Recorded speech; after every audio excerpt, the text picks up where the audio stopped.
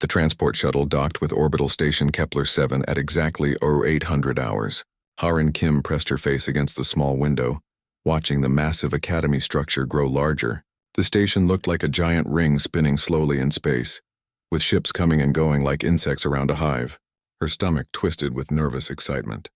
This was it, the Galactic Defense Academy. She was really here. The artificial gravity felt wrong the moment she stepped off the shuttle. Everything seemed lighter, easier. Harin had read that the station used galactic standard gravity, which was only 0.6 g compared to Earth's 1.4 g. She took a careful step forward and nearly jumped. Her body wanted to move faster than it should. She would need to be careful here. "Cadet Kim Harin," a voice called out. Harin turned to see an alien instructor approaching. The being had pale blue crystalline skin that caught the light, and forearms folded neatly behind her back. Large golden eyes studied Harin with an unreadable expression. "Yes, ma'am," Harin said, snapping to attention the way her training officer on Earth had taught her. "I am Instructor Velthas. Welcome to the Academy." The alien's voice was cool and musical. "Follow me. We have much to cover." As they walked through the station corridors, Harin noticed other cadets stopping to stare. Some whispered to each other. She caught words like human and Deathworlder floating past her. She kept her eyes forward and tried to ignore them. Instructor Velthas led her to a small office and gestured to a chair. "Please sit carefully." Harin sat down slowly. The chair creaked under her weight even though she only weighed 50 kilograms. She realized her bone density must be much heavier than what the furniture was designed for. "You are one of 3 humans accepted this cycle," Velthas said, pulling up a holographic display. "Your academic scores were excellent. Your physical assessments were remarkable. However, I must be direct with you. Cadet Kim, many species in the Galactic Union are uncomfortable around Deathworlders." "I understand, ma'am," Harin said quietly. She had expected this. "Do you?" Velthas leaned forward. "Earth is classified as a Class 9 death world. Your planet has gravity that would crush most species. Your weather kills. Your wildlife includes apex predators that hunt for sport. You evolved to survive all of that. Do you understand what that means here?" Harin thought carefully before answering. "It means I need to be careful. I'm stronger and faster than most species here. I could hurt someone by accident if I'm not paying attention." "Exactly." Velthas nodded slowly. "I have served with human soldiers before.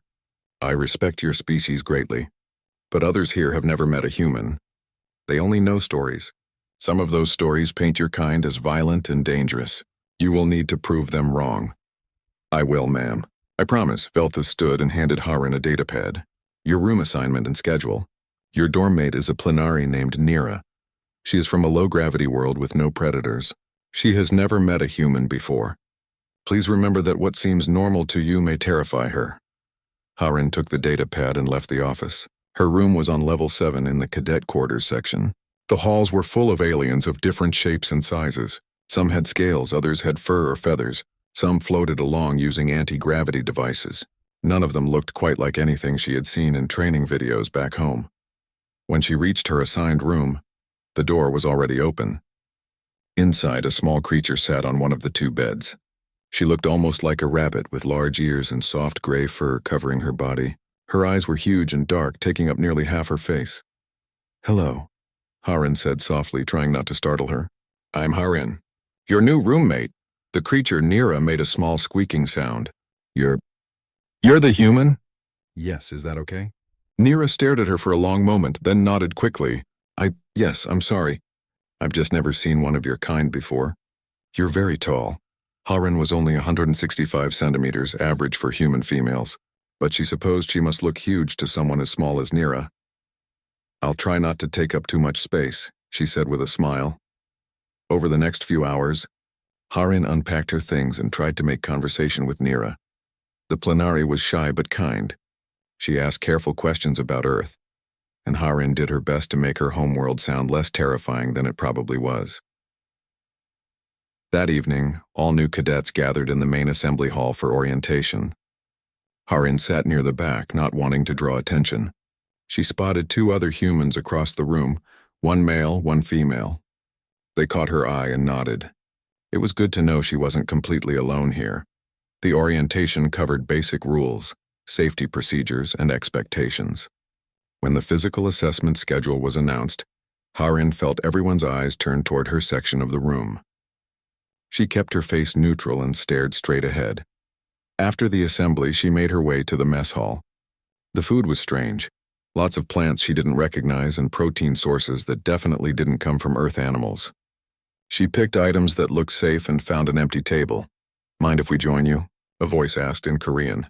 Harin looked up to see the two other humans approaching. The male was tall and lean with an easy smile. The female was shorter, with sharp eyes that seemed to take in everything. "Please," Harin said, switching to Korean gratefully. It felt good to speak her native language. "I'm Park Tae-young," the male said. "From the Mars colonies." "Lee Ji-woo," the female added. "Luna, you're from Earth, right?" "Actual Earth?" "Seoul," Harin confirmed. "Well, what's left of it after the floods?" They talked for an hour, sharing stories about their different childhoods and comparing their experiences adapting to the lower gravity. Tae-young had grown up in 0.38 G, so he was having an easier time than Harin. Ji-woo had trained in variable gravity chambers, so she moved through the station like she had lived there for years. "Did you see those Krillian cadets staring at you during orientation?" Ji-woo asked quietly. "Hard to miss," Harin admitted. "The ones with the beetle shell skin?" "Yeah, Krillians have a thing about humans. They think we're going to take over the galaxy or something." Tae-young shook his head. "Just ignore them. They'll get bored eventually."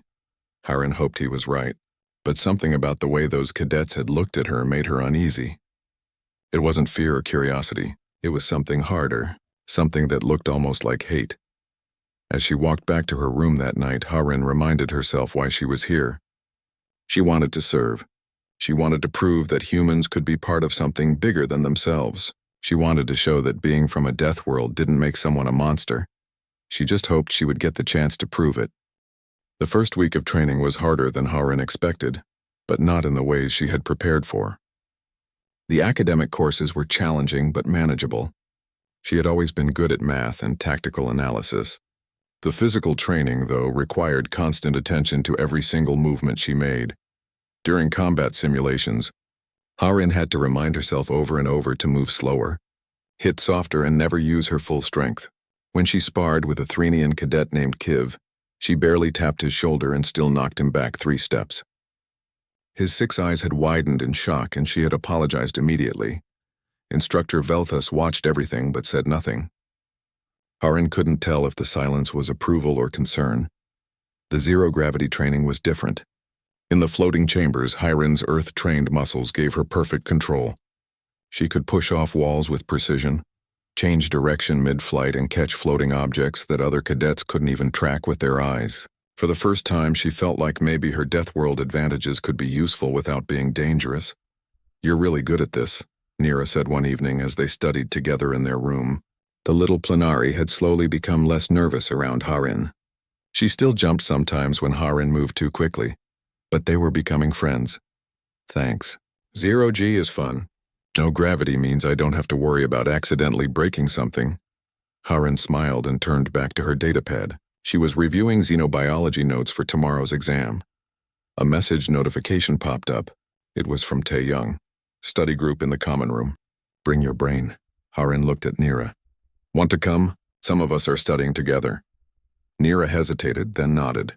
"Okay, but only if you promise Tae-young won't try to arm wrestle anyone again. He broke a table last time." They made their way to the common room where several cadets had gathered. Tae-young and Ji-woo were already there, along with Kiv and 2 other aliens Harin recognized from her tactical analysis class. Everyone was reviewing different subjects, helping each other with difficult concepts. "Question," Kiv said, his translator device clicking softly. "If humans evolved on a high-gravity world with dangerous predators, why did you develop such strong emotions? Would it not be more efficient to be, as you say, cold and logical?" Harin thought about it. "Maybe emotions made us stronger. Fear kept us alive. Love made us protect each other. Anger gave us the strength to fight when we had to. We needed all of it to survive." "Interesting," Kiv murmured, making notes on his pad. The study session went well, but Harin noticed something. Every time the door opened, she felt herself tense. She was watching for threats without meaning to. It was an instinct from Earth, where her ancestors had to constantly watch for danger. Here, it just made her seem paranoid. The next day, during equipment check before a training exercise, Ha-Rin discovered her safety harness had been damaged. The straps were cut nearly through, hidden where inspection wouldn't normally catch it. If she had used it in zero-gravity training, it would have snapped. "Instructor Velthas," she called out, showing the harness. The instructor examined it carefully, her 4 arms moving with precision. This was deliberate. "Who had access to your locker?" "It doesn't lock," Ha-Rin said. "None of the lockers do." "We're supposed to trust each other." Velthas's golden eyes narrowed. "I will investigate. Use a spare harness for today." But no investigation came. Ha-Rin suspected that without proof of who did it, nothing could be done. She started checking her equipment 3 times before every exercise. The sabotage continued in small ways. Her datapad was reset, erasing a week of notes. Her uniform went missing from the laundry. Someone spread a rumor that she had hurt a cadet during sparring, even though she never had. The whispers in the hallways got louder. Ha-Rin knew who was behind it. Voss and his 3 Krillian friends, Thane, Crix, and Dren, were always nearby when something went wrong. They would watch her with hard eyes and whisper to each other in their clicking language. But she never caught them actually doing anything. "You need to report this," Jiwoo said during lunch one day. "This is harassment." "I did report it. Security said they'd look into it." Ha-Rin picked at her food without much appetite. Nothing happened. "Then confront them yourself," Tae-young suggested. "Show them you're not scared." "I'm not scared of them," Ha-Rin said quietly. "I'm scared of what I might do if I stop holding back." That afternoon, during a team navigation exercise, Voss was assigned as Ha-Rin's team leader. They were supposed to locate 3 markers in a simulated asteroid field, using only their sensors and teamwork. Voss gave Ha-Rin coordinates that led her section of the team into a dead zone where communications didn't work. They were lost for 20 minutes before Ha-Rin figured out what had happened and navigated them back.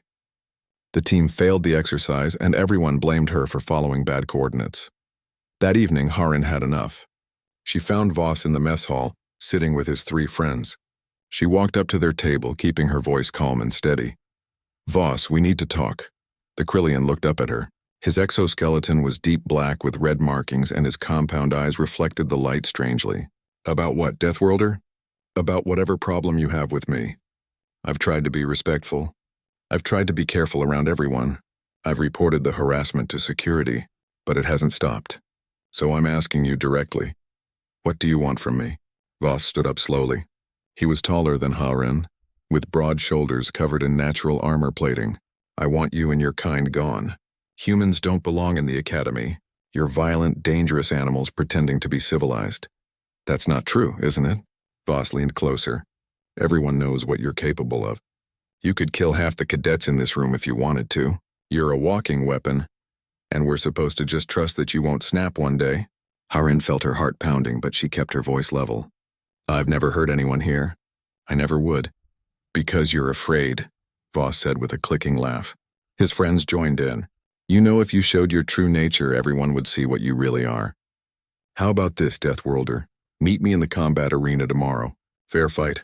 Prove you're more than just a dangerous animal hiding behind rules." "No, I'm not here to fight. I'm here to learn." "Coward."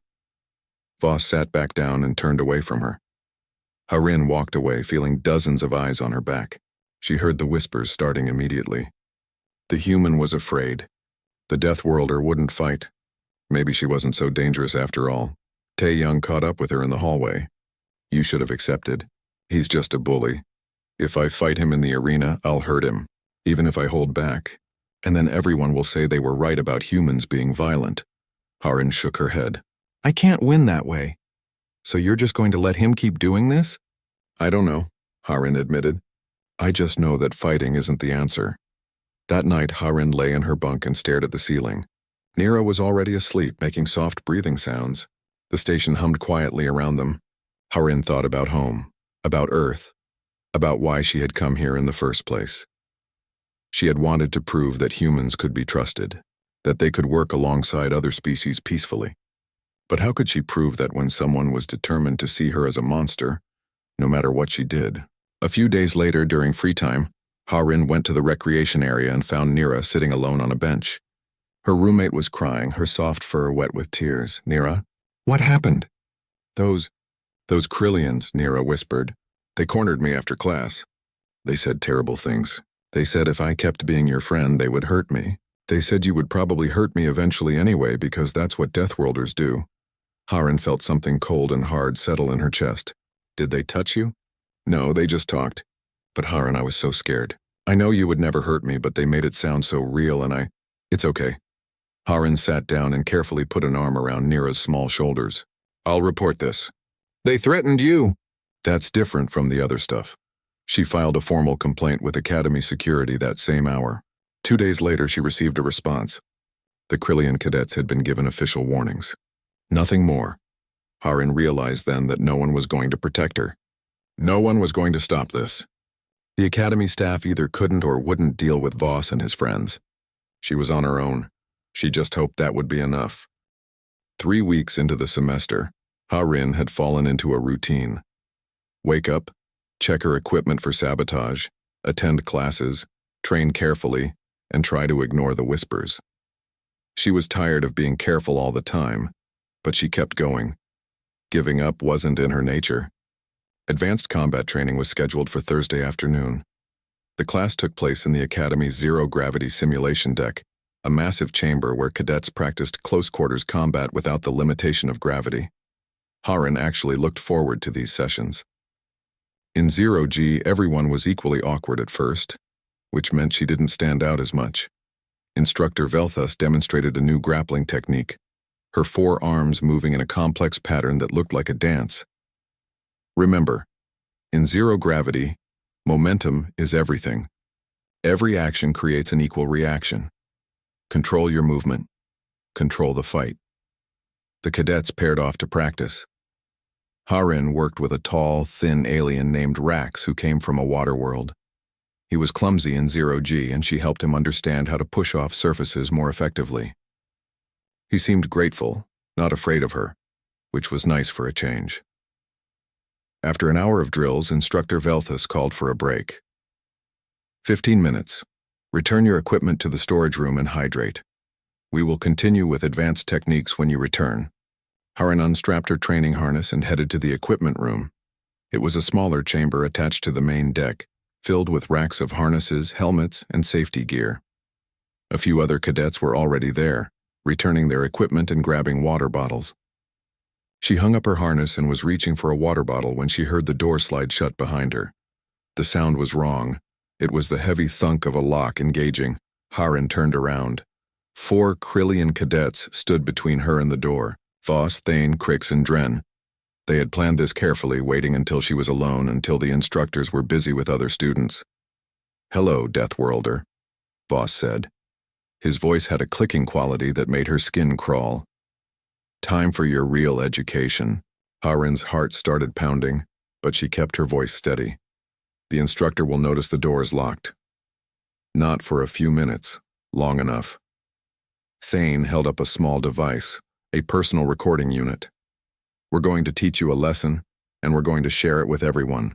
Show them what happens to humans who think they belong here. I don't want to fight you, Harin said, backing up slowly. Her mind raced through her options. There was nowhere to run, no way to call for help. The equipment room's walls were too thick for sound to carry. Too bad, Crick said, cracking his knuckles. The sound was like stones clicking together. They moved toward her slowly, spreading out to cut off any escape route. Harin felt something shift inside her. 3 weeks of holding back.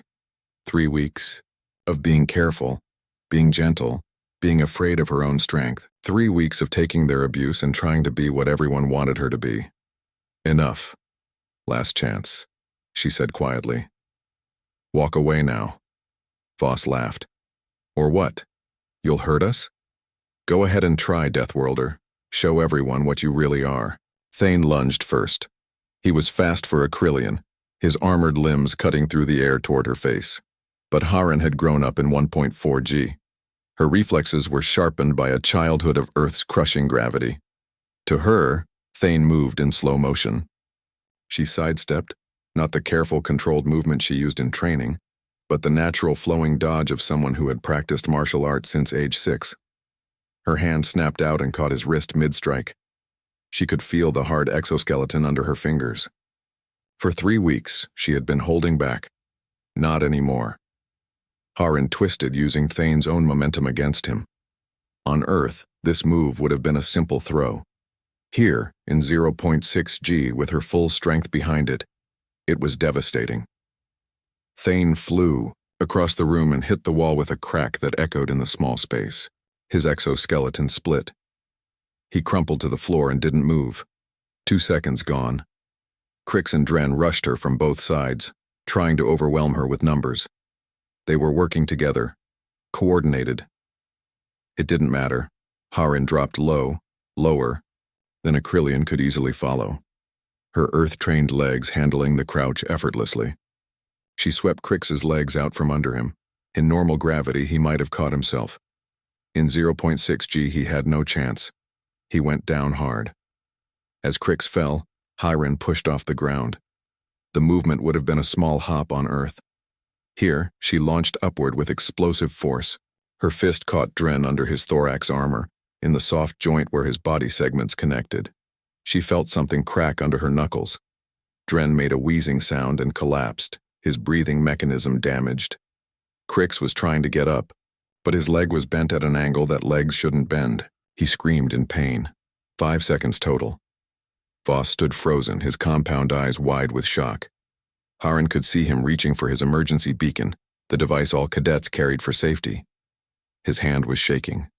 She crossed the distance in 3 long strides. On Earth, it would have taken 8 steps. Here, her movement seemed impossibly fast. She caught his wrist before he could activate the beacon.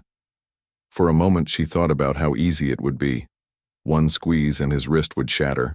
1 punch and his exoskeleton would crack like Thane's. She was so much stronger than him. Stronger than all of them combined. But she wasn't an animal. She wasn't a monster. She was Harin Kim from Seoul, Earth. And she knew exactly who she was. Instead of crushing his wrist, she applied a basic joint, lock, something she had learned in middle school self-defense class. She forced Voss down to his knees, controlling him completely without actually hurting him. His arm was trapped, unable to move, but not broken. "Stay. Down," she said quietly. Her voice was shaking. Her whole body was shaking. 12 seconds. The entire fight had lasted 12 seconds. Voss whimpered, his earlier bravado completely gone. Behind her, Thane was unconscious. Crix was crying, cradling his broken leg. Dren was gasping for air, his breathing mechanism clearly damaged. Harin wanted to feel guilty.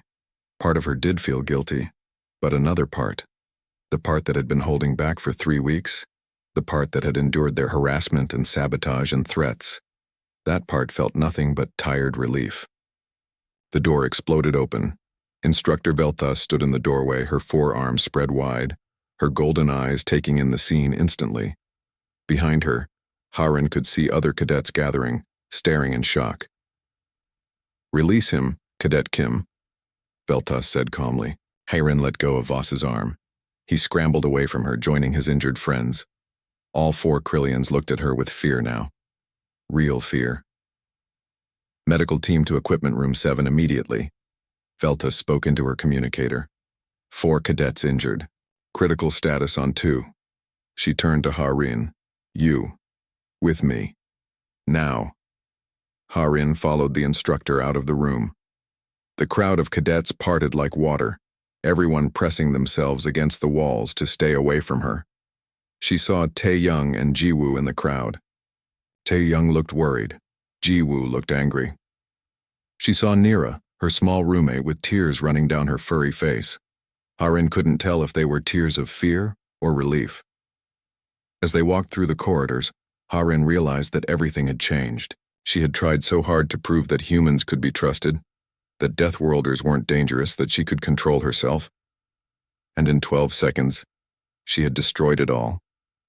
Or maybe, she thought as they reached the security office, maybe she had just proven something different. Maybe she had proven that trying to be harmless when others wanted to hurt you wasn't strength. Maybe restraint only mattered when you had real power to restrain. Maybe she had been asking the wrong question all along. Not, how can I prove I'm not dangerous, but what am I willing to do when danger finds me anyway? The security officer, a massive being covered in scales, looked up as they entered. His eyes widened when he saw Harin. "Cadet Kim," Veltha said formally. "You are confined to quarters pending investigation. You are not to speak to any other cadets. You will await the tribunal's decision. Do you understand?" "Yes, ma'am," Harin said quietly. As two security guards escorted her to her room, Harin thought about those 12 seconds. She thought about Thane's exoskeleton cracking, about Crix's leg breaking, about Dren struggling to breathe, about Voss's fear. She had hurt them.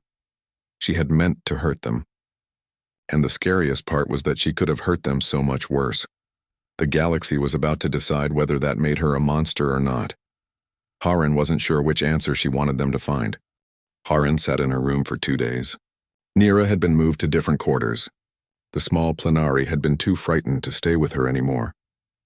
Harin didn't blame her. She was frightening now. The whole academy knew what she had done. Meals were delivered to her door by security guards who wouldn't look at her.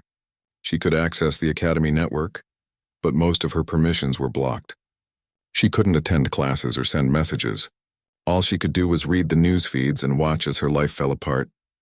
The incident had gone viral. Someone had leaked the security footage. Harin watched herself on the screen, moving with speed that looked inhuman to most species. 12 seconds of violence that had been shared across a dozen worlds. The comments were brutal. "This is why Deathworlders don't belong in civilized society. Look how easily she destroyed them. Imagine what she could do if she really wanted to hurt someone.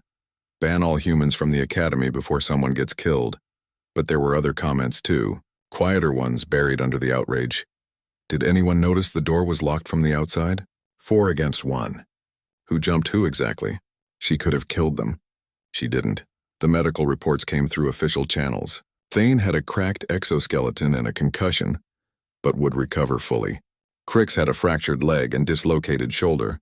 6 weeks of healing. Dren had 3 broken ribs and a punctured breathing sac. 8 weeks minimum, possibly permanent damage. Voss had only a sprained wrist and severe psychological trauma. Harin read the reports and felt sick. She had done that. Yes, they had attacked her first. Yes, she had been defending herself. But she had still hurt them that badly. The image of Dren gasping for air wouldn't leave her mind. On the 3rd day, a summons came. The tribunal would convene at 1400 hours. 3 senior instructors would hear evidence and make a decision. Harin's future, and possibly the future of all humans at the academy, would be decided. Security escorted her to the hearing room.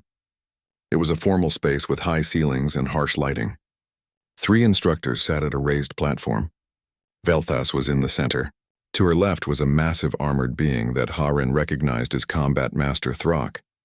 To her right was a floating sphere of light that spoke with a melodious voice. Counselor Ira, who taught xenopsychology.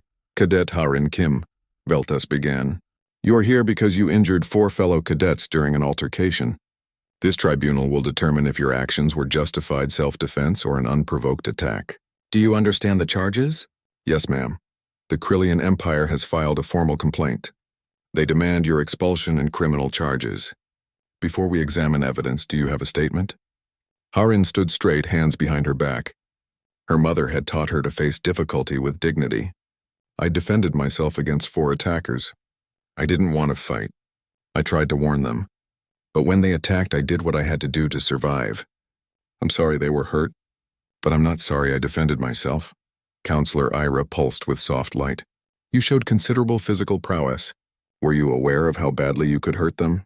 "Yes, I've been holding back since I arrived here. I know I'm stronger and faster than most species. That's why I've been so careful. But in that moment I couldn't hold back and defend myself at the same time." Combat Master Throck's voice rumbled like thunder. "Could you have killed them?" Harin met his eyes. "Yes." The room fell silent. Harin heard whispers from the observers section. She didn't look back to see who was there. "But you didn't," Veltha said slowly. "Why not?" "Because I'm not a killer. I'm a cadet. I want to serve. I want to protect people, not hurt them. I used the minimum force I thought I needed to stop the attack." Harin paused. "Maybe I was wrong about what minimum force meant. Maybe I hit harder than I intended. But I didn't try to kill anyone." The tribunal began examining evidence. Security footage showed everything clearly. the 4 Krillians entering the equipment room after Harin, the door being locked from the inside. Voss's speech about teaching her a lesson, Thane holding up the recording device, the attack beginning, then the 12 seconds of violence that everyone had already seen. Testimony from witnesses, Velthas announced. We will hear from fellow cadets who have observed the relationship between Cadet Kim and the injured parties. Tae-young went first. He described the weeks of harassment, the sabotaged equipment, the rumors, the threats. His voice was steady and clear. Harin reported everything to security. She tried to handle it the right way, but nothing was done. She even confronted Voss directly and asked him to stop. She offered him no reason to escalate to violence. Jiwoo testified next. She was blunt, her anger barely controlled. Those 4 targeted her from day one because she's human. They made it their mission to drive her out of the academy. And when she wouldn't leave, when she wouldn't fight back, they decided to force the issue. This wasn't a fight. It was an attempted assault. Then Nira was brought in. The small plenary was shaking, but she spoke clearly. They threatened me because I was Harin's friend. They told me terrible things. They said she would hurt me because that's what Deathworlders do. But in 3 weeks of living together, Harin never once made me feel unsafe. She was only ever kind and careful with me. Nira's voice broke. The Krillian scared me more in 5 minutes than Harin did in 3 weeks. And Harin never locked me in a room with 3 friends and promised to hurt me. The tribunal called other witnesses, cadets who had seen the harassment, instructors who had observed Harin's careful control during training. Even Kiv, the philosophical Threnian, testified about Harin's character and her efforts to fit in without threatening anyone. Then the medical examiner presented findings. The injuries are severe but show a pattern. Cadet Kim struck with precision, not rage. Every hit targeted areas that would disable but not kill. The joint lock on Voss's wrist was perfectly executed, painful and controlling but causing minimal damage. For someone of her strength, this shows remarkable restraint. Finally, the tribunal asked Harin to speak again. Cadet Kim, why didn't you fight back during the weeks of harassment? Why did you wait until you were physically attacked? Harin took a breath. Because everyone was watching me. Everyone was waiting to see if the human would prove their fears right. I thought if I could just be patient enough, careful enough, harmless enough, people would see that we're not monsters. I thought I could prove humans belong here by never being dangerous. And now? Velthas asked. Now I know that was wrong. Being harmless isn't the same as being peaceful. I should have stood up for myself sooner. Not with violence, but by refusing to accept their abuse. By demanding respect instead of hoping for acceptance. Harin looked at the 3 instructors. I spent 3 years training to control my strength. But I forgot to train for what happens when someone mistakes that control for weakness. The tribunal called for a recess. Harin was escorted back to a waiting room. An hour passed, then 2. She sat in silence thinking about Earth, about her family, about whether she'd ever see the academy again. Finally, she was called back. The hearing room was packed now. Word had spread. Every seat was filled with cadets and instructors wanting to hear the verdict. Velthas stood. Her forearms were folded in a gesture Harin had learned meant formal decision. This tribunal has reviewed all evidence and testimony. We find the following facts. Cadet Kim was subjected to 3 weeks of systematic harassment and threats. She reported this harassment through proper channels. Those reports were inadequately addressed. On the day in question, she was lured to an isolated location and attacked by 4 individuals who had openly stated their intention to harm her. Velthas's golden eyes swept the room. The injuries sustained by the 4 Krillian cadets are severe. However, medical analysis confirms that Cadet Kim exercised significant restraint given her physical capabilities. Any of her strikes could have been lethal. None were. This was not an out-of-control attack. This was calculated self-defense. Therefore, Velthas continued, this tribunal finds Cadet Harin Kim not guilty of any wrongdoing. Her actions were justified self-defense. All charges are dismissed. The room erupted. Some cadets cheered. Others shouted in protest. Harin stood still, barely breathing. Furthermore, Velthas raised her voice above the noise. Cadets Voss, immediately. They will face criminal charges for premeditated assault. The Krillian Empire's complaint is denied. Finally, Velthas looked directly at Harin. This tribunal acknowledges that the Academy failed Cadet Kim. Her reports of harassment should have been taken seriously. New protocols will be implemented to prevent such failures in the future. Cadet Kim, you are restored to full status. You may return to your quarters and resume your studies tomorrow. Harin found her voice. Thank you, ma'am. As security escorted her out through the crowd, Harin felt hands reaching out to touch her shoulder. Some cadets moved away from her. Others moved closer. Tae-young and Ji-woo were waiting outside, both grinning. Told you it would be okay, Tae-young said. But Ji-woo's expression was more serious. You know this isn't over, right? Some species will always see you as dangerous now. I know, Harin said, but at least now they'll see me as dangerous and in the right. That's better than being harmless and invisible. That evening, Harin returned to her room. Nira was there, pack. 6 weeks passed after the tribunal. Harin returned to her classes and training, but the academy felt different now.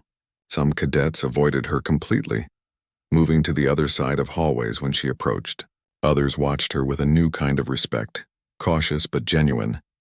The harassment stopped entirely. No more sabotaged equipment, no more rumors. The price of that peace was written in the medical reports of 4 expelled cadets, and Harin carried that weight every day. She told herself it had been necessary. Most days she believed it. Training was different too. During combat practice, instructors no longer asked her to partner with fragile species. Instead, she worked with Combat Master Throck directly, learning advanced techniques designed for high-gravity world soldiers. The massive instructor didn't treat her like she was dangerous. He treated her like she was capable. There was a difference. You have warrior's instincts, Throck told her one afternoon after a particularly intense session. But instincts without wisdom make butchers, not soldiers. You showed wisdom when you stopped at disabling your attackers. Many would not have. It didn't feel wise, Harin admitted. It felt like I barely had control. Control is not about never being angry. Control is about choosing your response even when angry. You chose not to kill. That is enough. One morning, Instructor Velthus called Harin to her office. The crystalline-skinned alien looked tired, her forearms moving in slow, deliberate patterns as she organized datapads on her desk. Sit, Cadet Kim.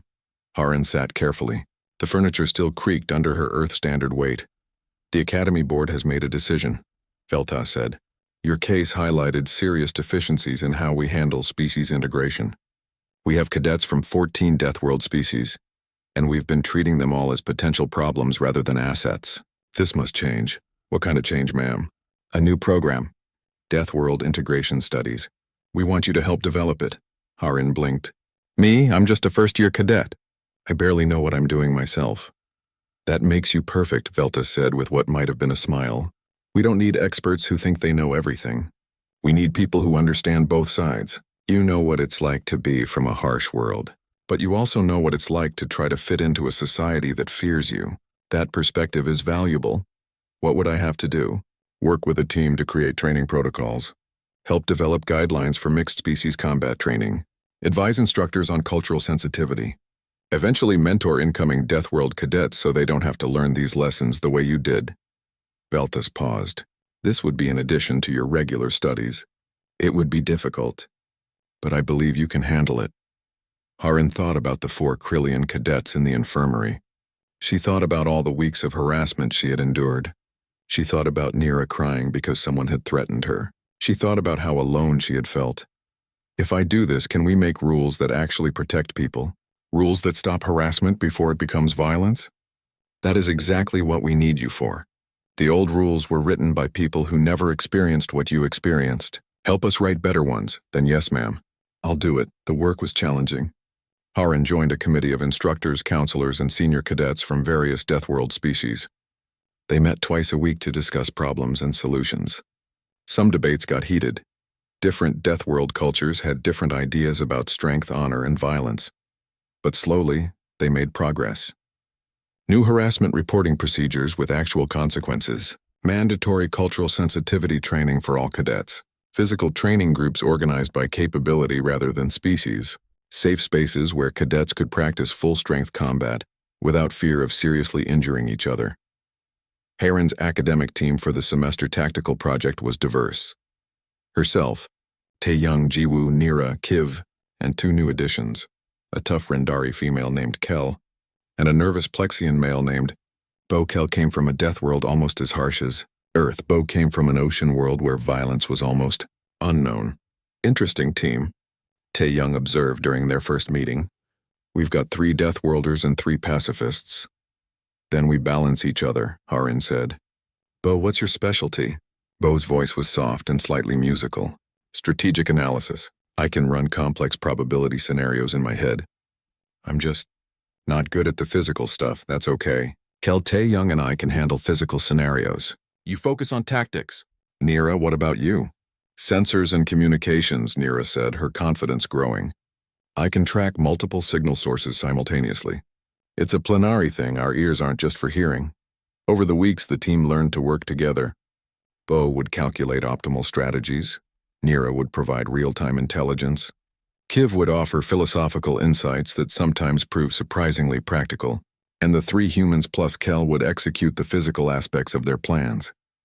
They placed 3rd in the semester competition, which was respectable for a first-year team. More importantly, they had proven that mixed capability teams could work if everyone's strengths were respected. One evening, Harin was studying in the common room when a young cadet approached her.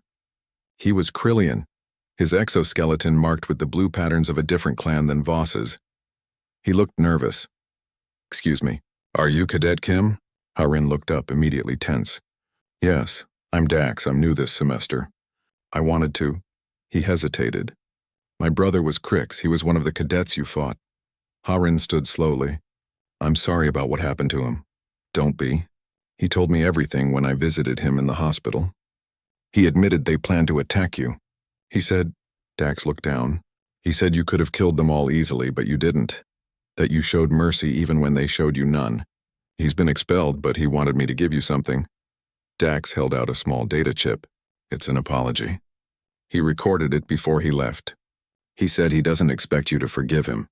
He just wanted you to know that he understands now that he was wrong. Harin took the chip carefully. Will you tell him I hope he recovers fully? And that I hope he finds a better path than the one he was on? I will. Dax looked at her with something like awe. They tell stories about humans now, about how your world made you strong. I just wanted to meet you and see if the stories were true. What do you think? I think the stories miss the point. You're strong, yes, but you're also kind. That's harder to be, I think. Kindness when you have the power to be cruel. Dax nodded respectfully and left. Harin sat back down, turning the data chip over in her fingers. She would listen to it later in private. For now, she had work to do. 3 months after the incident, Harin was asked to speak to a new group of incoming cadets.